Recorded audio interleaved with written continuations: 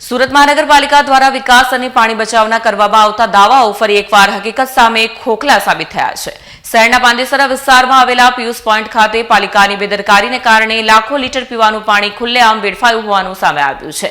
મળતી માહિતી મુજબ હાઇડ્રોલિક વિભાગ દ્વારા વાલ બદલવાના નામે કરવામાં આવેલી મેન્ટેનન્સ કામગીરી દરમિયાન કોઈ પૂર્વ આયોજન ન હોવાના કારણે લાંબા સમય સુધી પાણી વહેતું રાખવામાં આવ્યું। 365 દિવસ મેન્ટેનન્સ હોવાનો દાવો કરવામાં આવે છે, પરંતુ ઘટનાસ્થળે આયોજનની સંપૂર્ણ અછત જોવા મળી। સ્થાનિક નાગરિકોના જણાવ્યા અનુસાર કલાકો સુધી પાણી રસ્તા પર વહેતું રહ્યું છતાં જવાબદાર અધિકારીઓએ સમયસર કાર્યવાહી ન કરી। એક તરફ શહેરમાં પાણીની અછતની ફરિયાદો અને બીજી તરફ પાલિકાની બેદરકારી, લાખો લીટર પાણી બગડતું જોવા મળ્યું, જે ગંભીર ચિંતાનો વિષય છે।